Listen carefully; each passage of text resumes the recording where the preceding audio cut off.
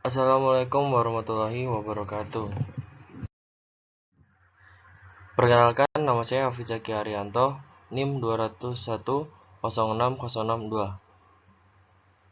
Dari Prodi D4 Keperawatan Anestesiologi, kelas B semester 1, mata kuliah Pancasila. Saya akan membawakan sebuah materi yang berjudul Berita Anestesi. Bab 1, pendahuluan. Latar belakang, keperawatan sebagai profesi dituntut untuk mengembangkan keilmuannya sebagai wujud kepeduliannya dalam meningkatkan kesejahteraan umat manusia dalam tingkatan preklinik maupun klinik. Untuk dapat mengembangkan keilmuannya, maka keperawatan dituntut untuk peka terhadap perubahan-perubahan yang terjadi di lingkungannya. Setiap saat, keperawatan anestesiologi sebagai cabang ilmu keperawatan juga tidak terlepas dari adanya berbagai perubahan tersebut, seperti teknologi, alat kesehatan yang variasi jenis penyakit dan teknik intervensi keperawatan.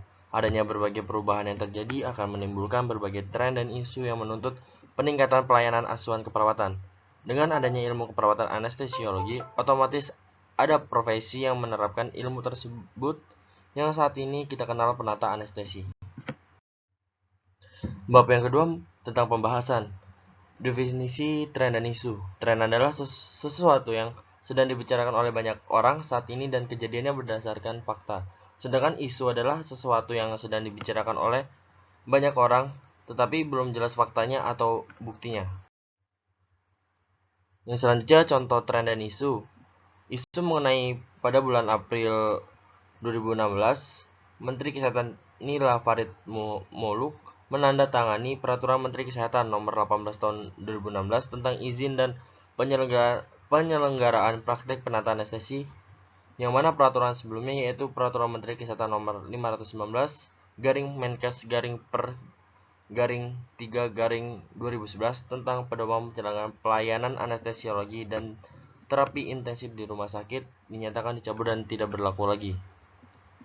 Sedangkan PMK nomor 519 tahun 2011 harus dibaca dan dimaknai sebagai penata anestesi.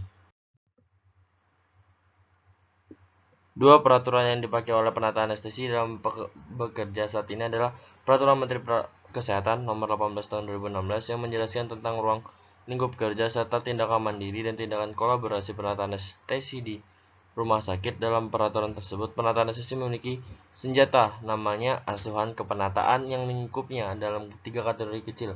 Di antara yang pertama pra-anestesi, yang kedua intra-anestesi, dan yang ketiga pasca anestesi. Uraian tugas penata anestesi menurut Peraturan Menteri Kesehatan Nomor 18 Tahun 2016 yang tertuang pada bab 3 tentang penyelenggaraan praktik profesian penata anestesi, sedangkan tindakan kolaborasi atau tindakan pelimpahan wewenang penata anestesi diatur pada pasal 12 hingga pasal 20, bahwa penata anestesi dapat melaksanakan pelayanan.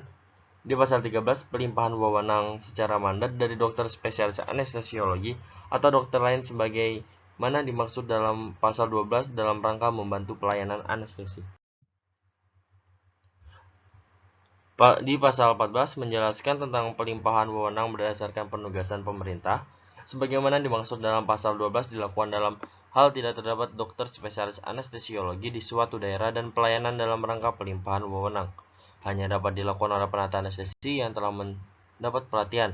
Dalam hal ini, medianers berpandangan akan muncul suatu hari nanti masalah hukum atau konflik kepentingan antara penata anestesi dan dokter anestesi, sebab penata anestesi melalui Peraturan Menteri Kesehatan Nomor 18 Tahun 2016 diberi kewenangan abu-abu atau direstui oleh Permenkes memasuki tindakan CAR, yang mana adalah kewenangan medis seperti pada pasal 20 ayat 1 dalam melaksanakan praktik profesiannya. Penata anestesi mempunyai kewajiban dan ada 5 poin. Salah satu yang diantara berbunyi pada poin D, meminta persetujuan tindakan yang akan dilaksanakan kepada pasien.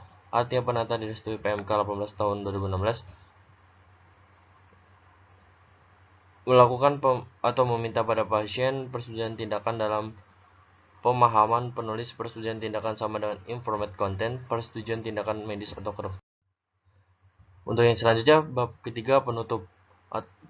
Kesimpulan dari saya ataupun komentar dari saya, keperawatan sebagai profesi yang dituntut untuk mengembangkan keilmuannya sebagai wujud kepeduliannya dalam meningkatkan kesejahteraan umat manusia baik dalam tingkatan preklinik maupun klinik. Untuk dapat mengembangkan keilmuannya tersebut, maka keperawatan dituntut untuk peka terhadap perubahan-perubahan yang terjadi di lingkungannya setiap saat. Keperawatan anestesiologi sebagai salah satu cabang ilmu keperawatan juga tidak terlepas dari adanya berbagai perubahan tersebut. Namun seperti teknologi alat kesehatan, variasi jenis penyakit, dan teknik informasi keperawatan, ada berbagai perubahan yang terjadi yang akan menimbulkan berbagai tren dan isu yang menuntut peningkatan pelayanan asuhan keperawatan. Dengan adanya ilmu keperawatan anestesi, otomatis ada profesi yang menerapkan ilmu tersebut yang saat ini kita kenal dengan penata anestesi. Selanjutnya, saran seluruh penata anestesi agar meningkatkan pemahamannya terhadap berbagai tren dan isu tentang keperawatan anestesiologi di Indonesia sehingga dapat dikembangkan dalam tatanan layanan keperawatan anestesiologi. Cukup sekian dari saya. Waalaikumsalam warahmatullahi wabarakatuh.